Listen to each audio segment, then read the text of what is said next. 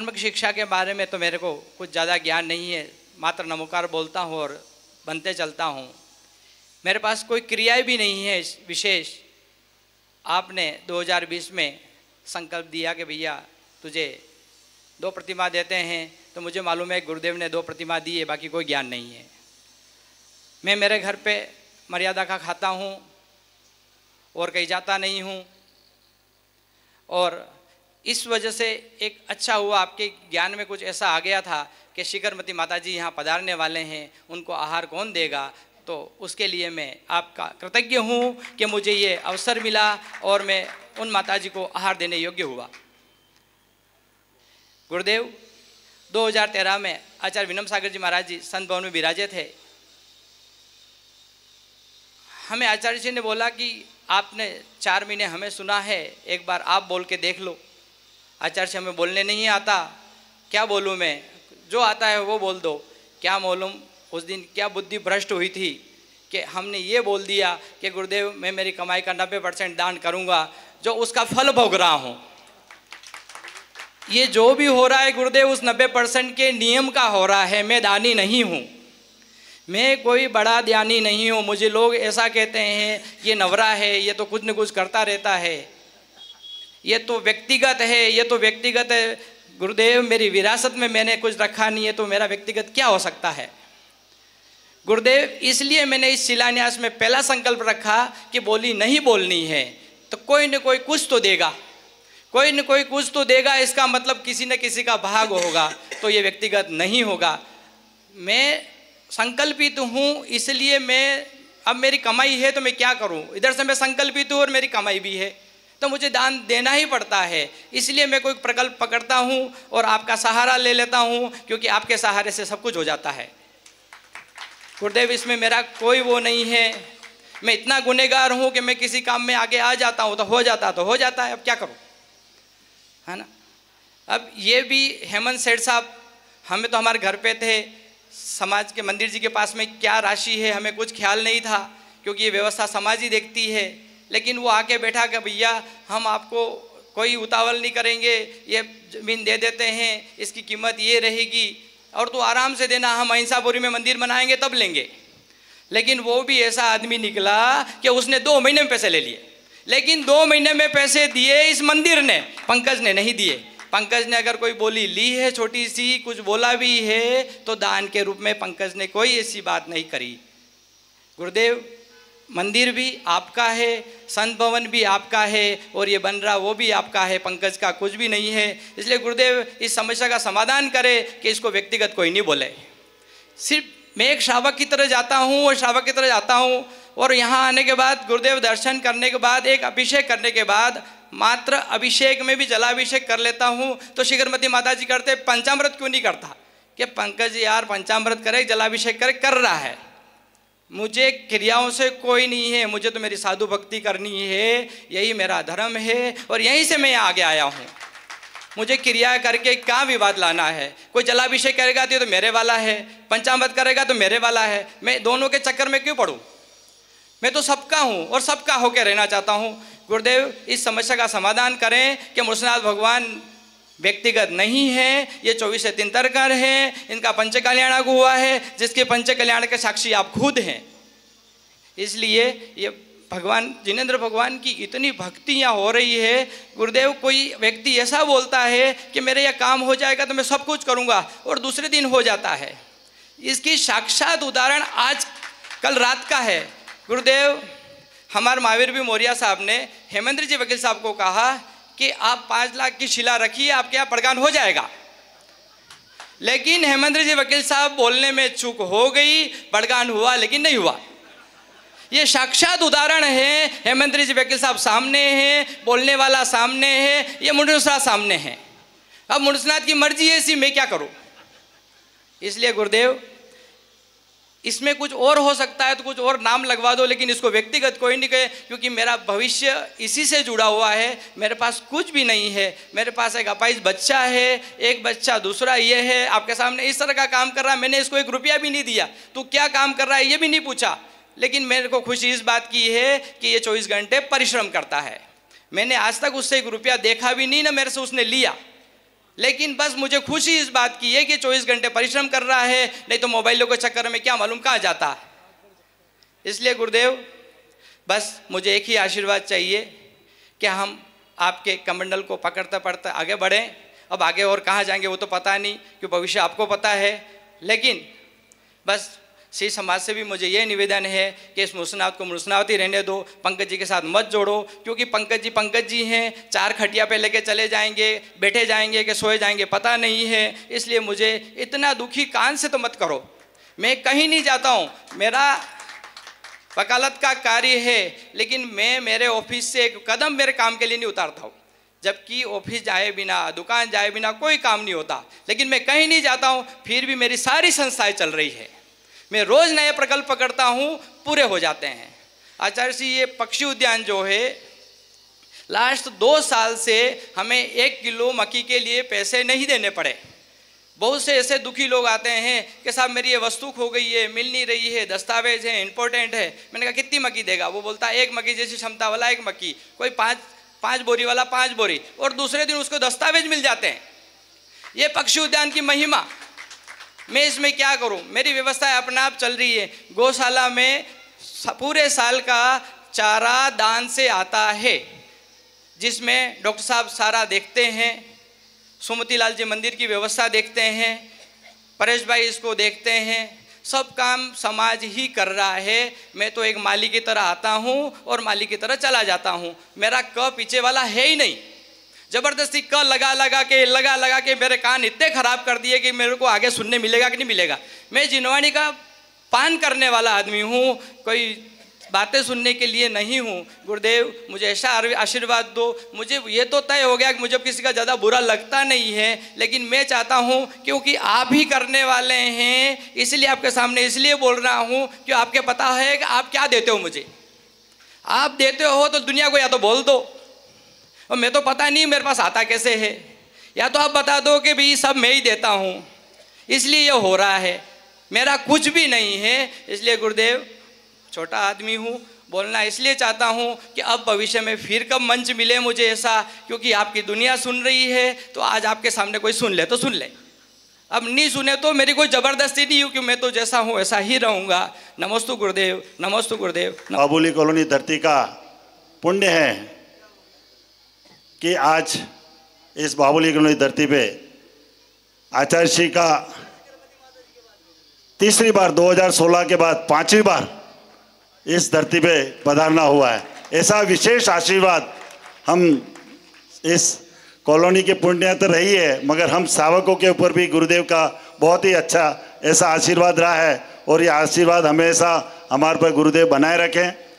आज इस बाबुली कॉलोनी में कम से कम प्रत्येक घर से आपकी स्मृति ऐसी रहती है, हमेशा ऐसा तत्पर रहते हैं कि कब गुरुदेव यहाँ पधार रहे हैं।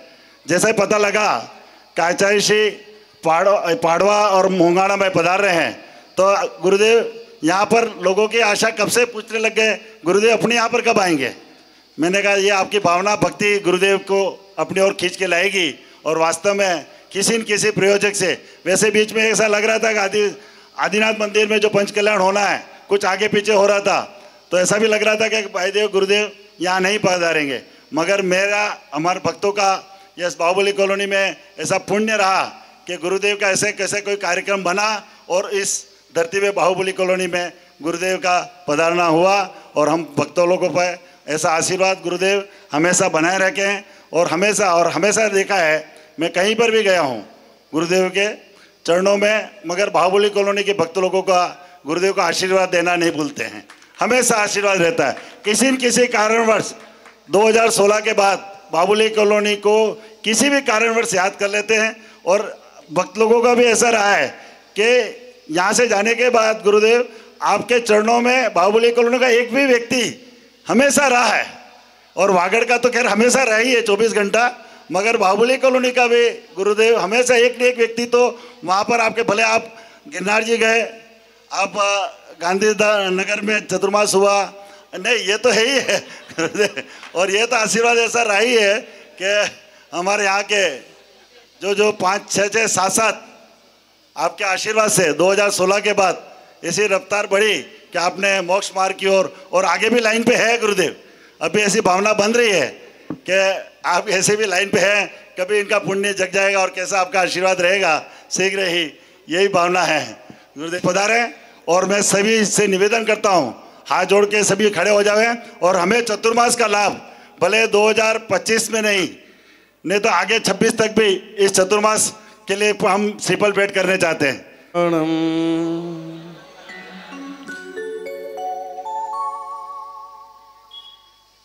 ओम नमो जिनाणम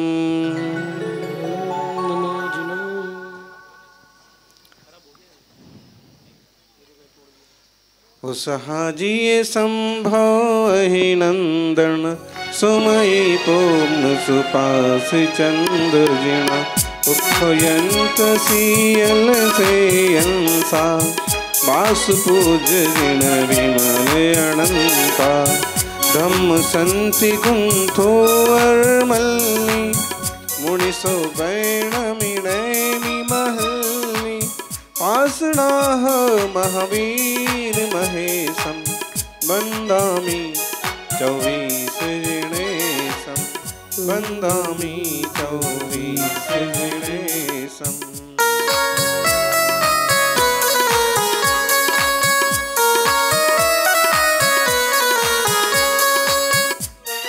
24 तीर्थंकर भगवान की।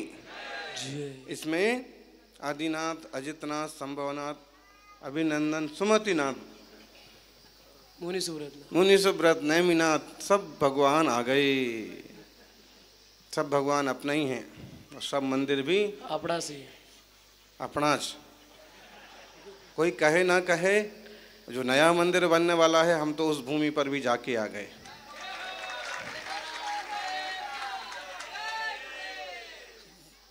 जय बोलिए महावीर भगवान की। आचार्य श्री आदि सागर महावीर कीर्ति विमल सागर जी महाराज की। तपस्वी सम्राट गुरुवराचा श्री सन्मति सागर जी महाराज की। बोलो परम पूज्य समन्वय संत चतुर्थ भट्टाधीश आचार्य शिक्षार्थ सुनील सागर जी गुरुदेव की।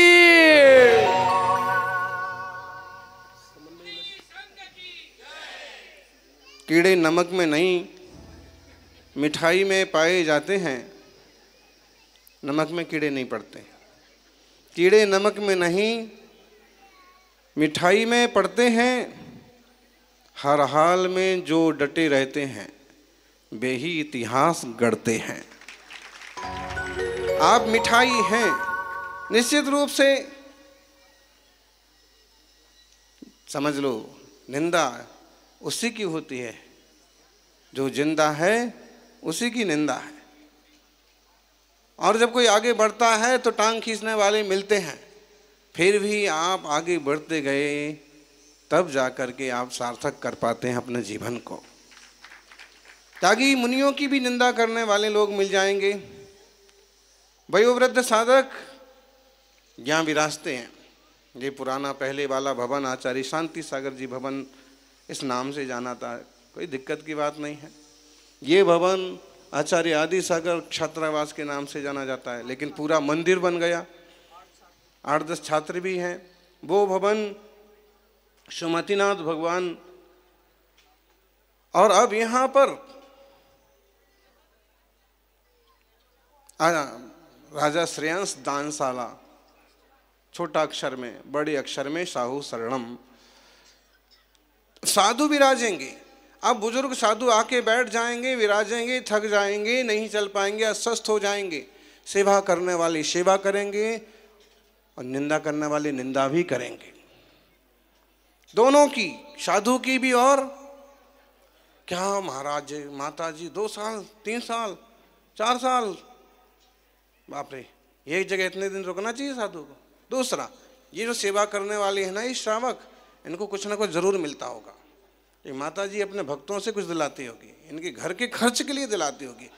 उसकी ऐसी बुरी हालत कर देंगे कि उस छोड़ने के लिए उसका मन बन जाए कि अपन क्यों उसमें। लेकिन फिर भी कोई डटे रहे, तब जाके जीवन की सार्थकता होती है। फिर जाके कभी कोई प्रशंसा करता है कि इतनी खतरनाक परिस्थितियों में भी कोई डटा रहा। अच्छा, 50 साल हो गए उनको साधना करते करते। आज उनके पाँव ने काम करना बंद कर दिया। एक दिन में तो कोई समाधि नहीं हो जाती है कि वो कहे महाराज अब हम नहीं चल पा रहा, हमें समाधि दे दो। भाई समाधि चलते चलते भी तो 6-8 महीने, साल, सवा साल, 12 साल की संलेखना वाली बात एक तरफ रख दो और थोड़ी जल्दी में भी करें, लेकिन वो समाधि नहीं, अकाल मरण हो जाएगा।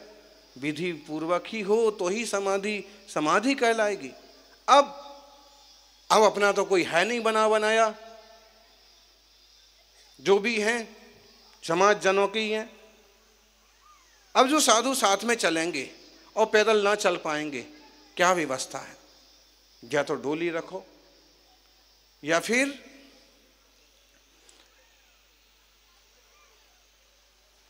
आजकल सरल सिस्टम आ गया व्हील चेयर, ताकि उनको दिखे भी कि कोई जीव साक्षात तो नहीं सामने आ गए, और दूसरा गिरने पड़ने का कोई भय रहे तो उसका उपयोग करो। या फिर ये है कि उनको कहीं भी ऐसे छोड़ दो उनके भरोसे, अनाथ की तरह, चाहे वो आर्तरोग ध्यान करें और चाहे वो धर्म ध्यान करें। जिम्मेदारियां बनती, समाजों की जिम्मेदारी बनती है। ये तो गुरुजनों का वात्सल्य है कि वे अस्वस्थ वृद्ध साधकों को भी साथ में रख लेते हैं और उनको भी निभाते रहते हैं। बाकी चतुर्विध संघ में मुनि, आरिका, श्रावक और श्राविका भी हैं। वो श्रावक श्राविका इसलिए चतुर्विध संघ में है कि कभी मुनिराजों पर, आरिका संघों पर कोई अस्वस्थता, कोई वृद्धावस्था, कोई विपत्ति आए तो वो हर हाल में साथ में खड़े रहें, सेवा करते रहें। तो ये उपक्रम बाहुबली समाज के, आप सबके, पंकज जी के अच्छे हैं और करते रहिए। हम तो ये कहेंगे मंदिर भले कम बने, लेकिन मुनि राजों की पिच्छी जिनने ले ली उनकी सेवा होती रहे, वो ज़्यादा महत्वपूर्ण है।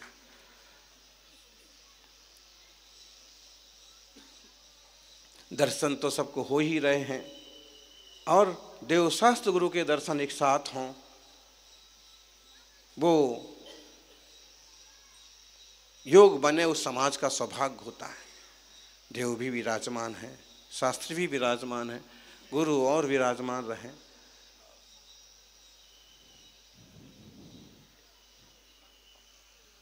सच है, बिजली के झमाके में मोती पे रोता है कोई कोई, आंधी तूफानों में दीपक जलाता है कोई कोई।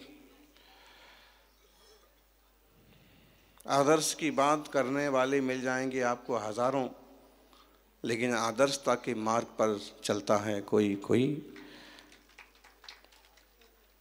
कोई बिल्ला होता है जो अपने श्रावक की सट आवश्यक कर्तव्यों का पालन करे।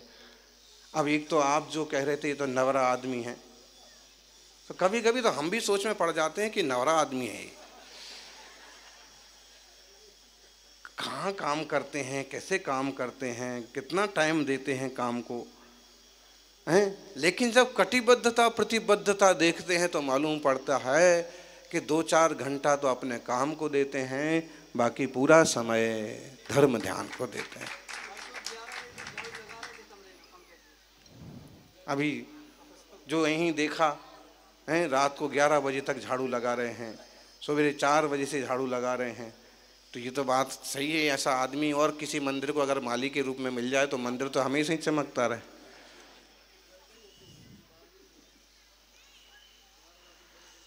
ये साधन है धर्म ध्यान के।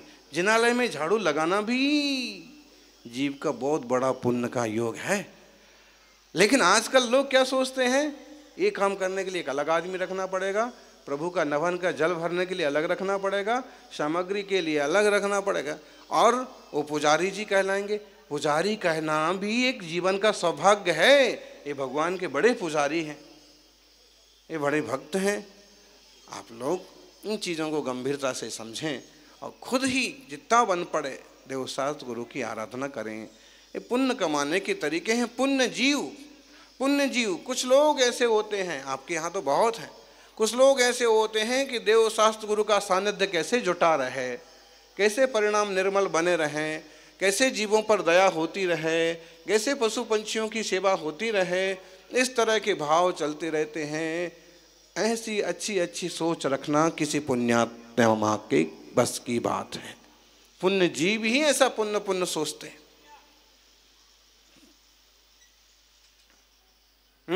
जब हमारा बाड़वा तरफ जाना हुआ तो सागवाड़ा के भी लोग आ ही रहे थे बार बार, तो उन्होंने कहा आप बांसवाड़ा जाओगे तो आपको तो एकदम उल्टा पड़ने वाला है, दावत तो आपको इधर से ही सीधा है। हाँ, लेकिन हमने कहा कि क्या किया जाए, उल्टे ही भक्त हैं, कैसे भी उनको लाभ मिलना चाहिए। और यहाँ आकर के सब लोगों ने भरपूर सेवा भक्ति की है।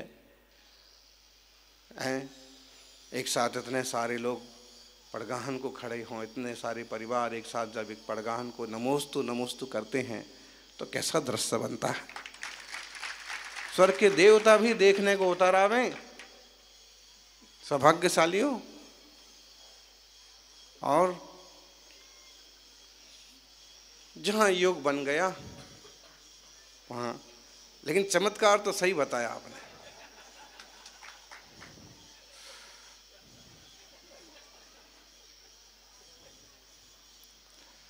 फिर भी मुनियों की चर्या होती है कि अगर कहीं कोई दोष है तो वहाँ कहीं कोई कमी रह गई है, कहीं कोई विकल्प हो रहा है, कहीं कोई शंका पड़ रही है, तो फिर वहाँ चर्या नहीं होती, चाहे वो 5 लाख दान ही क्यों ना कर दे।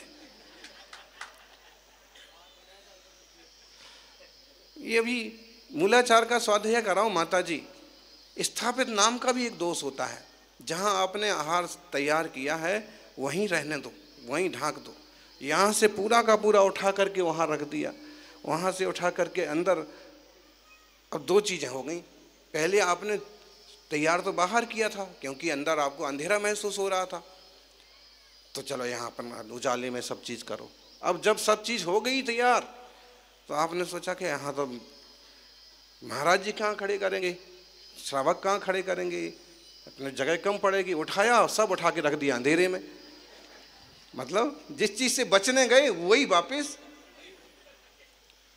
ऐसे बहुत श्रावक करते हैं ऐसा। आप ये सोच लो, साधारण श्रावक छोटो, जब वकील गलती कर सकता है,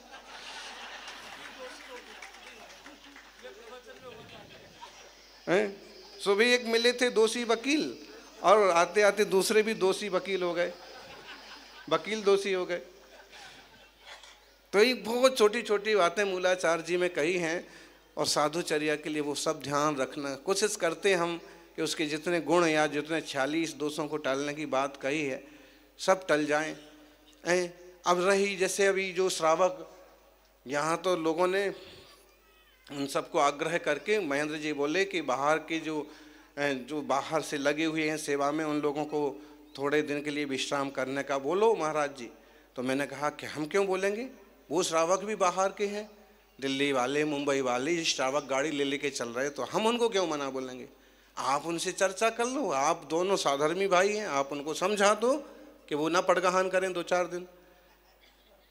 बोले हमारे यहाँ 30-35 परिवार, तो इनको आप मना करो, हम क्यों मना करेंगे भाई। वो बरसों से अपनी टाम टीम लेकर के और अपने हिसाब से चल रहे हैं, तो हम क्यों बोलें कि तुम आज 3 दिन यहाँ बाहुबली में और बांसवाड़ा में चौका मत लगाओ। आप चर्चा कर लो, आपके साधर्मी भाई हैं, वो मान जाएं तो आप लोग मना लो। तो वो भी स्वतंत्र आत्मा है, वो हमारे बंधन में थोड़ी है। अच्छा, हम किसी के बंधन में नहीं है, लेकिन फिर आप तो मान लो कि हमारे बंधन में हो कि आचार्य महाराज, लेकिन आचार्य महाराज ये श्रावकों का एक बड़ा मतलब अच्छा एक भक्ति का भाव होता है कि खुद तो गुरु से बंधा रहे लेकिन गुरु को नहीं बांधे। मैंने इतनी बड़ी सेवा की तो मुझे ये वाला लाभ मिलना चाहिए। जिस टाइप का बंधन डालना एक तरह से दिगंबर मुनिचर्या के ऊपर धब्बा है। गुरुदेव जिसमें प्रसन्न और जो आपके शास्त्र के अनुसार उचित है वो करो। कई बार घर में पाँव रख दो, घर में पाँव रख दो। अरे घर में पाँव क्या रख दो, एक क्या रख दो, हम दोनों रख देंगे, 1 घंटे तक रखा रहेगा, कोई दिक्कत की बात नहीं। लेकिन विधि से पड़गाहन हो, विधि से लेके जाओ, तो अच्छा लगता है। हाँ, रुकना पड़ता है। अब आज तो एक मतलब विचित्र बात हो गई, महिलाएं लेन पेंट लिपस्टिक लगाएं वो तो ठीक है, इसको हम अंतरा नहीं कहेंगे। फिर आखिर में जब पानी पीने का वक्त था तो एक कोई श्रावक, वो पता नहीं क्या हमको नेल पेंट दिखाने ही आए थे क्या, यूं आए और यहाँ उनका लाल लाल लगा हुआ था, जो रंग था कि नेल पेंट था। हम तो नेल पेंट का डाउट हुआ, तो पागल का आखिरी घूंट पीते पीते भी हम आखिर बैठ ही गए। तो मतलब अभी श्रावक को इतनी सतर्कता तो रखना चाहिए। जब श्राविकाएं सतर्कता रखती हैं, स्त्री शक्ति को कहा है कि वो अपना एक श्रृंगार करके रहें एक अच्छे, और तब भी वो नेल पैलेस और इस चीज का परहेज करके गुरुजनों की सेवा में सावधान रहती हैं। और आदमी लगा के आ गया, मुझे बहुत अचरज लगा, कौन से नगर से या कौन से नरक से आया, जो भी है। तो साधुओं की चर्या वैसे ही बनी रहे। साधु जन कोई पंथ वाले नहीं होते हैं, ये बात जरूर है। वो इसलिए पंथ वाले मान लेते हैं लोग कि अगर वो किसी धारणा के लिए निषेध नहीं करते, जैसे आप लोग विस्तार से पूजा पद्धति से कर रहे हो और मना नहीं करते हैं, ठीक है, शास्त्रों में वो भी है। और कोई एकदम सामान्य रूप से कर रहे हैं, पूजा पद्धति में इतना ही सा तो फेर है। इसलिए इन चीज़ों को बहुत खींचना नहीं चाहिए। हमारा पूरा समुदाय जिन शासन निरंतर वृद्धि को प्राप्त हो, सारी श्रावक उन्नति करें। और जब यह जैन धर्म तरक्की करता है, जैन समाज तरक्की करता है, तो हर समाज तरक्की करता है। और हर समाज तरक्की करता है, आप देख लो, कहीं भी देख लो, लगभग इनके व्यापार या इनके माहौल से ही सारी चीज़ें प्रभावित होती हैं। जब इनके पास आता है तो ये बड़ई को भी ज़्यादा देंगे, बाल काटने वाले को भी ज़्यादा दे सकते हैं, कपड़े सिलने वाले को भी ज़्यादा दे सकते हैं, सब्जी वाले को भी ज़्यादा दे सकते हैं। पूरा मेंटेन होता है वातावरण। जब जैन श्रावक समाज, जैन समाज आगे बढ़ता है तो हर समाज आगे बढ़ता है।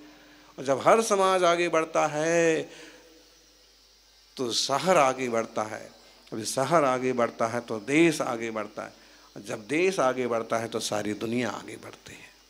शुरुआत आपको करना है, आप सावधानी बरतें, मिलजुल करके आगे बढ़ें। जय बोलिए अहिंसामयी सनातन विश्व धर्म की।